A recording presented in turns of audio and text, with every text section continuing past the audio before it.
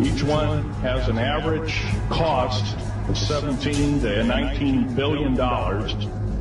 Each one is built in the site. It used to be it'd take a year to 2 years to build each one, and now they're capable of building a couple of them a year with sophisticated methods. My colleague Al Bielik has actually been on some of the high-speed railways, the Magneto Leviton trains that connect all the deep underground military bases within the United States. He's been on a Mach 2 train and floats off a single rail at a 3/4 of an inch off the rail, and is what you call high tech. We have nothing like this on the surface.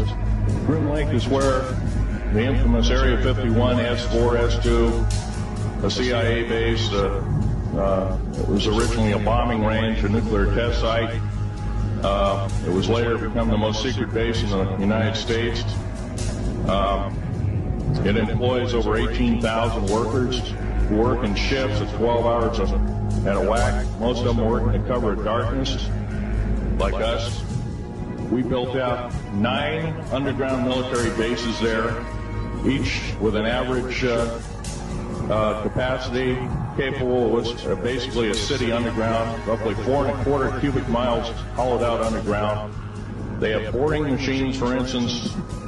They don't bore, they literally vitrify and melt the rock, deflagrate the rock. It's a very sophisticated laser melting and deflagrating system. Reduces the rock to a powder and then melts the remaining rock as a coating on the inside of the base, so you don't have to use gunite cements and other kinds of things like that. That's all old hat now. Technology is just basically the new technology we get is the old hat of the military. Anyway, after we drilled all 4 holes, it was about 2 days to drill all 4 of them.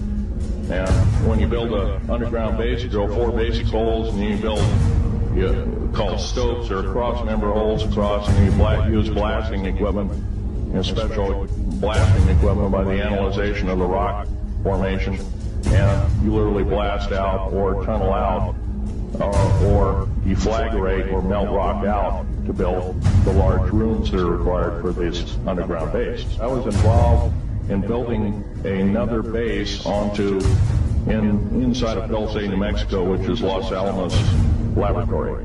It's a biological laboratory. On the southwest part of the Archuleta Mesa, we built an underground facility, a better part of 3 cubic miles hollowed out underground. Then to the southwest of that, we were in the process of the early stages of building. We drilled 4 large tunnel-like holes.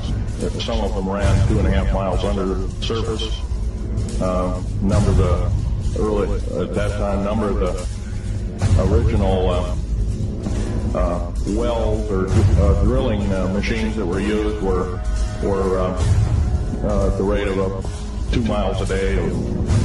Area 51 is only one base, one of the 131 bases. Of these 131 bases, I call Area 51 a mega base. It's got more than one base in it. It's Tonopah Test Range, Area 51, S2, S4, Groom Lake, and a host of others. Now, these mega bases are gobbling up our gross national product. Right now we're spending 28% of the gross national product on building underground bases solely. That doesn't count for the defense budget. That doesn't count for the spare parts budget. It doesn't count for any of that at all. And the black budget is dead wrong. It sidesteps the United States Congress and its Constitution of its people and says you're a bunch of morons, you don't need to know. Well, a need-to-know basis is an executive order written during the Eisenhower era, right after the created 1954 treaty, and is treasonous and illegal in this country and should be overturned and abolished.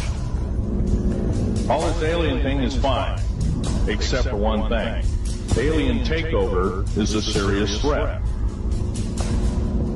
Kept totally out of the public view, off the surface, I'm sure the underground bases, without question, are being used as a place to house alien takeover. Alien takeover means the implementation of a one-world government.